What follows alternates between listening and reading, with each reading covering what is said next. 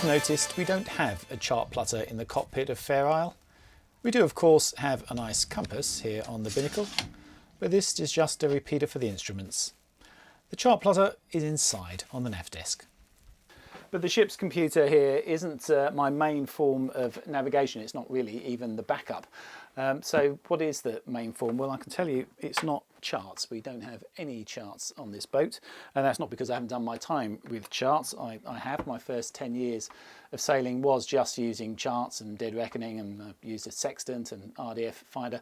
But charts, I mean, charts are out of date by the time they're printed, and you go on most people's boats and you can find charts that are 20 years old. So the information that's even there isn't that good. And then of course it's not telling you where you are. And these days, you know, we're used to having plotters that tell us exactly where we are. In fact, you know, we're slightly annoyed if we arrive at a cardinal buoy and it's 10 metres away from where it says it is on the chart. Whereas, you know, I remember being on the deck of a boat with a pair of binoculars looking for a cardinal buoy that could be anywhere within half a mile because it was cloudy and I didn't get a decent shot.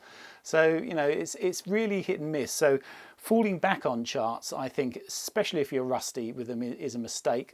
Better to have some redundancy in the system you've got. So we've got 2 iPads, 3 phones, 4 computers, and of course the ship system, which itself has got 2 different ways of getting GPS on this boat. So all these things are independent. I mean, that's the great thing about these. An iPad works on its own. It's got its own GPS system, phone exactly the same.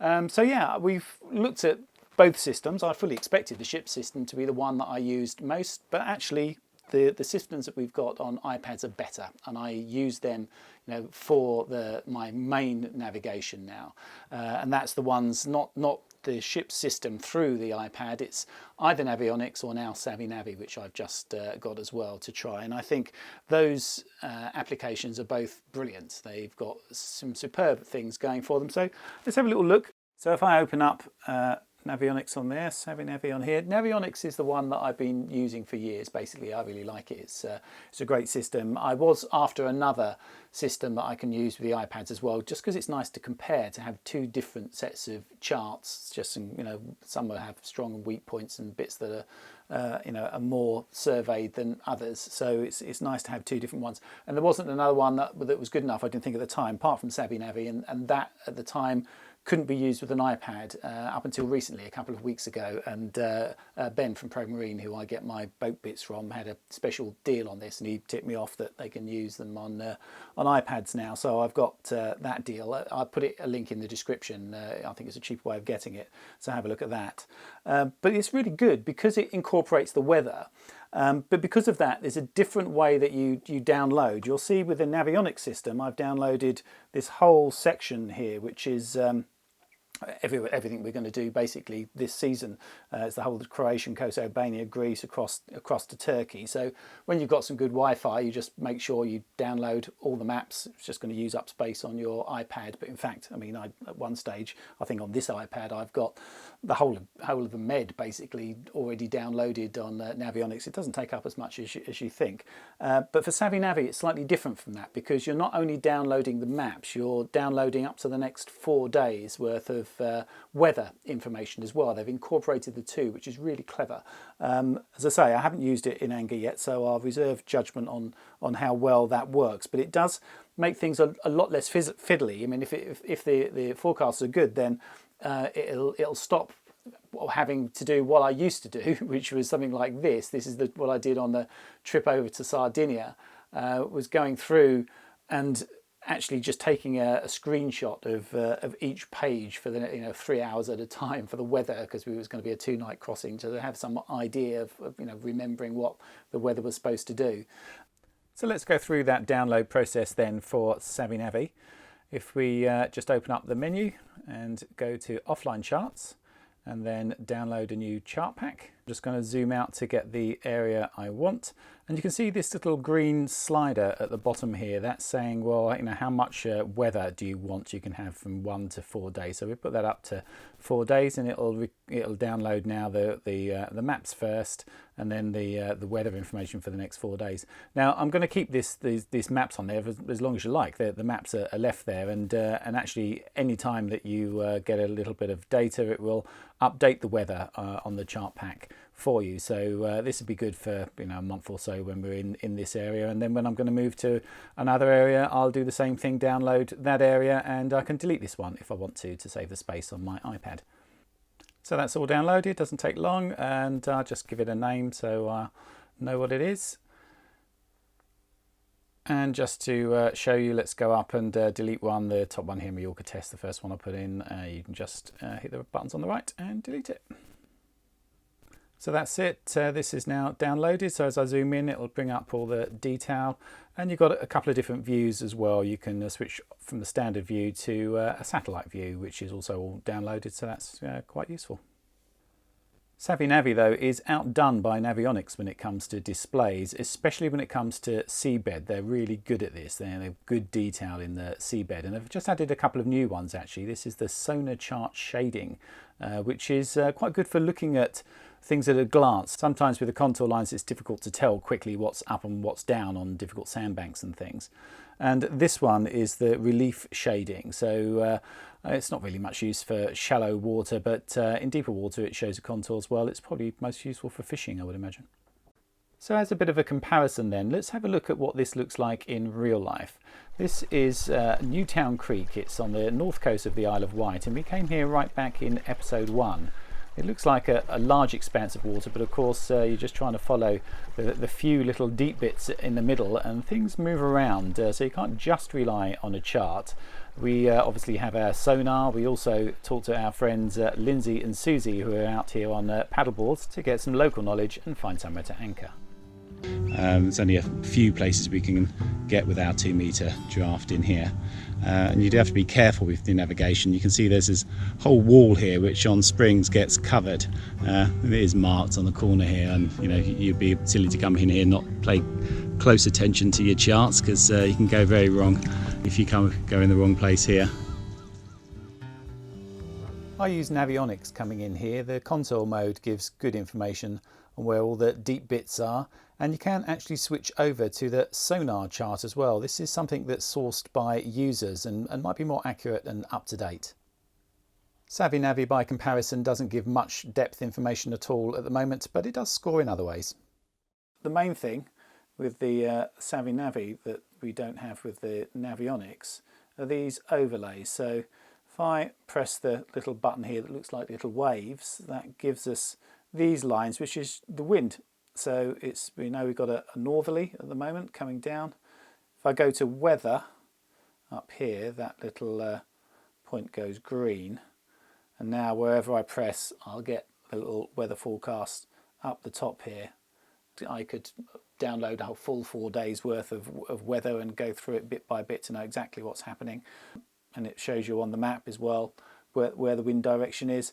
And the same with tide. If I turn that one off and turn this one on, you can see now I've got little arrows for tide. You can have them both on at the same time if you like that, but it starts to get quite messy. It's one of the good things actually about Savvy Navvy though, is that they've tried to make the interface very clean, the charts very clean.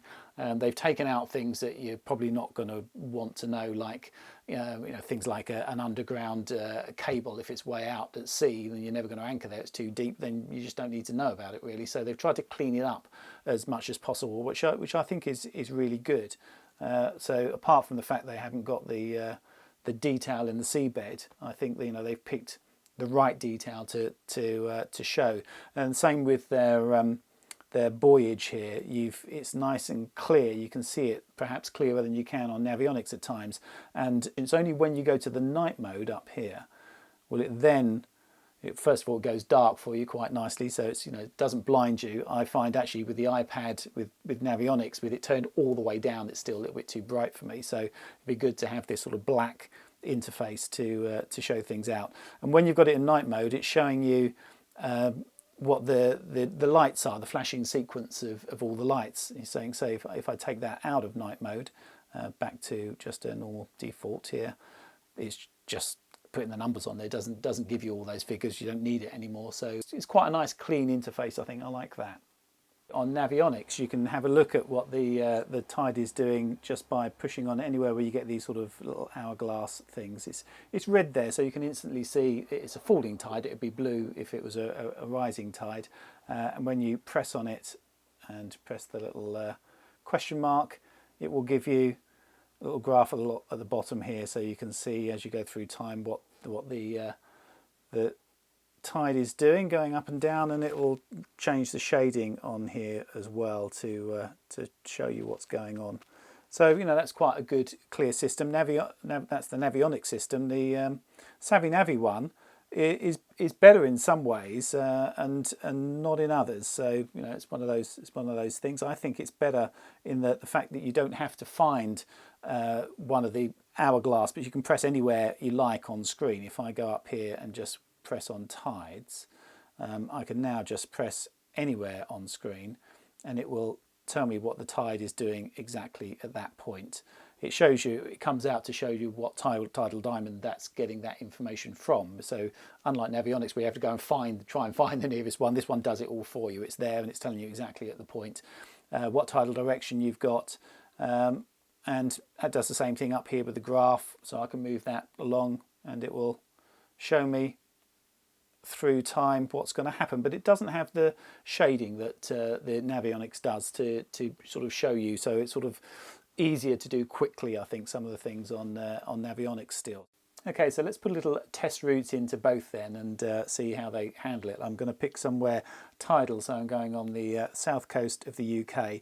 Normally it's going to go from where you are, your GPS position, so you just put your destination in, but as I say, I want to pick somewhere tidal, so I'm going to put an in point in Brighton Marina, and we're going to leave there, which believe me is the best thing to do in Brighton Marina, and go somewhere much nicer, which is Chichester Marina. So you'll see it's planning the route. This says it's 27.3 miles and 5.5 hours, but that was as a crow flies. It's now changed, as you can see, to 41.2 miles and 8 hours and 15 minutes basically to get there. And that's because you've got to go all the way around Silseyville and up the river. It's quite a long route, as you can see from there. But Navionics doesn't know about the wind or the tide, so you've got to take those things into consideration. You've put in already into here your boat speed and normal things, so it's sort of taking, I've got 5 knots in here as an average boat speed, so it's just saying, well, that's what it'll take you to do 5 knots all the way around there, so you've got to be a bit sensible about it. And you've got to have a little look at what your route is as well, what it's planned for you, sort of just zoom in. The first piece I want to zoom in on, because I know this is a dodgy part of the trip, and it's taken the inshore route here between Boulder and Street. There are two, if I zoom out you can see this is all quite shallow in there. So if you've got strong winds, we haven't looked at what the winds are yet, and as I say, Navionics doesn't know about them, you've got to look at that somewhere elsewhere. If there's strong winds, and certainly if that's against tide, that could get really rough in there, so you might want to come much further out and be closer to the Cardinal Buoys here to go around. So we'll be checking the weather. But let's have a look at what the tide is doing as well, because with such a long stretch along the south coast, anyone that knows this, you've basically got 6 hours of it going one way and then the other, and it can make the difference of a knot or two. So you want to pick the right timing for this. So let's have a look. So on Navionics, we've got to have a look for the closest arrow, which is one here. So that's showing the tidal stream, and press the question mark. And then you get this graph at the bottom, which is going to tell you what it does over time. So at the moment we've got 1.3 and it's red, which means it's getting stronger, so it's building. Well, that's good because it's going our way, so it's going to get stronger and stronger, but then it is quite quickly going to turn and it's going to be against us basically by 5:30. So we're really leaving a little bit late here. We should have left a couple of hours ago to have got more tide with us, or we could wait for tomorrow and do it, but we've got to be aware that actually we probably won't be making our normal boat speed with that sort of tide against us for most of the journey, more than half of the journey really. The other thing I want to check is what's happening in the river here. So if we move around to there, now I've got to find somewhere close to the river another, there we go, there's an arrow just there. See what's happening in the river. So we're leaving here at 1. It's going to take us about 7 hours to get to the river entrance. So we're talking about 8 o'clock on here. So by 8 o'clock, it's the start of the flood. We know that because it is going along down the coast, and as it floods back up, we'll be getting that flood against us going west. But then that's going to help us going up the river at least. So we've got to have 4.4 and it'll start growing to about 1.2, but that we should be in by then. The other thing, obviously, that's important, because we're going to Chichester, and as you can see, it dries out. You can only actually get into Chichester Marina after about 2 hours after low, so 2 hours either side of low tide on a normal tide. You know, it's just going to be too shallow for us at 2 meters anyway. So we've got to look at what that's going to be. So instead of the arrow now, we want to have this little rectangle. It's the tidal diamond, but they're not diamonds on here. It's a rectangle. And you can see it's red at the moment, which means it's falling, but yeah, let's press on it and press the triangle, and we'll get the whole graph for tidal height now. And you can see that as I move that, the colouring will change to darker as it goes down. So that's low. Low tide's at 6 o'clock. So we were due to get there about 8, half past 8, 9. So yeah, 8 o'clock, we've got 2 meters. So yeah, we'll be scraping through then. So, you know, we can take our time going up the river, or we could, you know, anchor at the bottom and have lunch and have dinner, and then come up the river and you know, have enough water to get into Chichester. So that all looks okay. You can see, although the shading changes here with the blue water to show how deep that is, the drying always stays the same. Dry land, it's just a hangover from charts, really. I thought when they went originally to electronics, they might sort of make that water when there is water and dry when it's not. It maybe makes more sense on something that's animated, but it would confuse you from charts if you used to charts, probably, and that, you know, that datum level, the level where it's dry at lowest spring tide is always shown as dry, and they've kept the same here.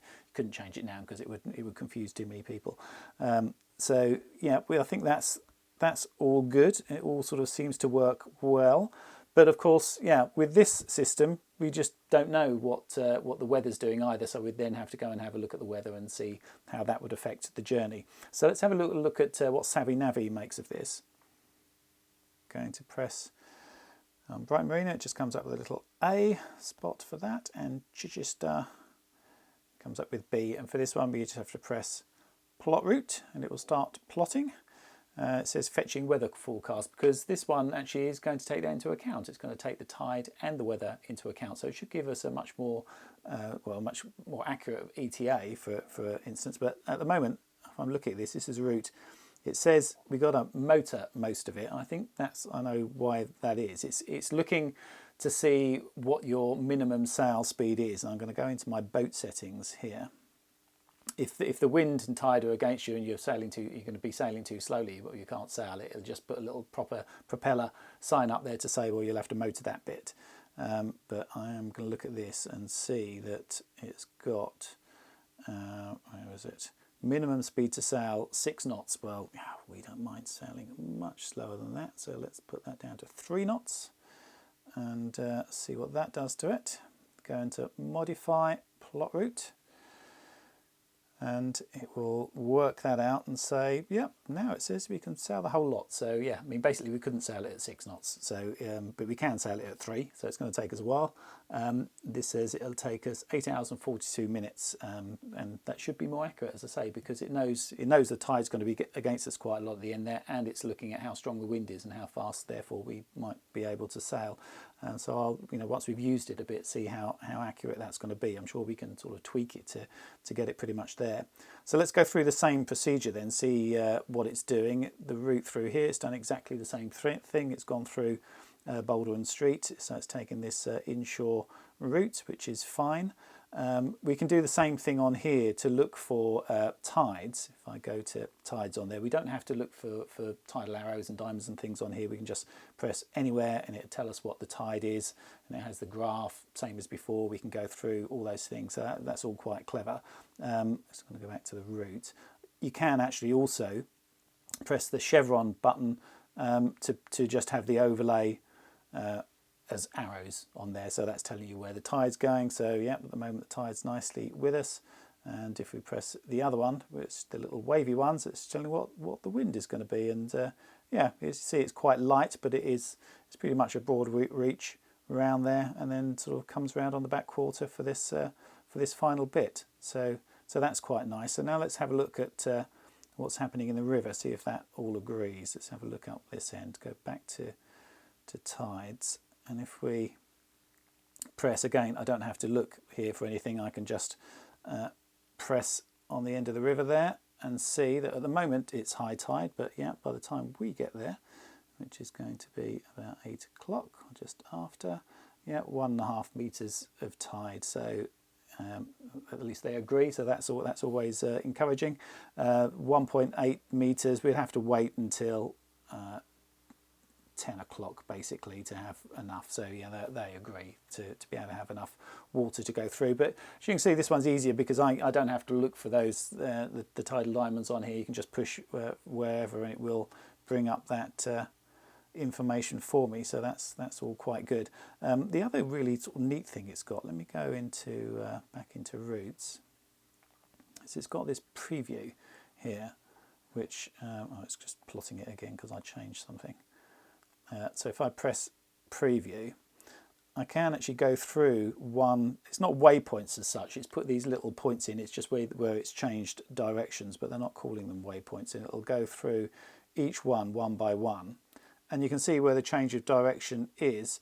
It's got this little vector that's coming off that's giving you a course to steer. So the course to steer here is 275 because it knows the wind's right behind us at that point, but there's a bit of cross tide, so you know that's going to push us across a little bit. You can see it on the other view as well if you zoom in. So it's got on each one course to steer, and obviously written down as well on the edge here exactly what is happening. But there is an even easier way with Savvy Navvy of doing this. You can just play around with your departure time. It'll work out what the conditions are and what that's going to do to your trip. So you can just try a few different times and see what suits you best. You won't have to go online to things like Noonsight and No Far Land so much either now as well, because there's some really good information in the app about anchorages, some good reviews. Navionics have teamed up with Active Captain and Savvy Navvy with Navvy, and yeah, there's loads of really good stuff in there. Okay, I can sense you all reaching for your keyballs right now to tell me the error of my ways and all the reasons that iPads are really bad for navigation. Well, comments are good for the YouTube algorithm, so I'm going to leave it there. So thanks for... No, I'm not going to do that. There are plenty of bad reasons to just use an iPad. Probably the first of which is the fact that in direct sunlight they're actually quite difficult to see. We're quite lucky that we've got the doghouse here, so we've got good options for shade to get the iPad in shade. The heats as well. If you're in proper hot countries, if you've got direct sun on this for more than about 10 minutes, it'll just keel over and die. I mean, not completely, it'll come back to life, but it'll be 10 minutes, and sod's law, that will mean it'll be exactly the 10 minutes that you need. So just another reason why you need backup for something like this. Rain, of course, boats are wet things normally. We're lucky again that we've got a reasonably dry boat here. 9 times out of 10, well actually 99 times out of 100, we can just have this out of its case, but it's good practice to keep one in its case. We've been caught out before. This was a spot of rain that we had going from Italy to Croatia. It came up quick and didn't have a spare iPad with its cover on ready. It was actually hiding in the oven at the time because of the lightning storm. We had the ship system turned off as well, but that's not to say that it's not a good idea to have a plotter out on the binnacle. And to be honest, the only reason we haven't was money. It was an extra £2,000 to have the next size plotter up, the Raymarine plotter, and then you've got to have an extra screen and wire that all in. So it's just something we didn't do at the time. And part of that reason was that it's solid then, it's here, it's in this one place, and we're not always standing behind the wheel. The way that we do things with the iPad here is that we can use it behind the wheel, but of course we can then go down and sit in our usual spot just here and have it right in front of us. It works really well from that point of view. And the compromise we came up with is that we have Wi-Fi on our Raymarine ship's system, which goes to the iPad as well. So we can get the ship system as well as the Navionics and the Savvy Navvy through this system as well. So that gives us all these sorts of features. You get full control of all your charts and also overlays of AIS and radar, and of course the iPad's completely portable. Another consideration is power. You don't want to leave these things just working off their batteries because they just don't last long enough. So as much as possible we keep ours plugged in, and on the binnacle here, for instance, we have this, which is something that's meant for a motorbike. It's just something I got off Amazon, but it's completely waterproof, so that works really well. And we've got, if we want it over here, something here as well where we can do the same thing. And this actually is interesting. This is a GPS puck, so this is for if you want to have GPS on your computer and have charts on your computer. I used to use OpenCPN, but I'm actually now going to try out Navvy, which works on a computer unlike Navionics, so that might be useful. Actually though, the reason that I set up computers is I thought I would want to use raster charts as well as vector charts. Now I could do a whole video on the difference between raster and vector charts, but briefly, I don't think raster charts work very well on small screens. They certainly don't work on phones, and on an iPad even. It's just not that good. The details are too small. Vector charts, obviously you can zoom through the levels, and that's really good, but you've got to make sure you do that, otherwise you're not going to see dangers that might be there. They're hidden on lower levels. So it's sort of a way of working. I set up raster charts and I don't really use them because I worked out a system with the vector charts that works for me. So yeah, I mean, it's all a compromise, as is everything. Go with a system that works well for you, but just be aware that there are some good pieces of tech out there, and you don't want to miss out on them. So do the usual thing, please like and subscribe, because that helps me out with YouTube, and of course you can become an honorary member of the crew on Patreon. Thanks for watching.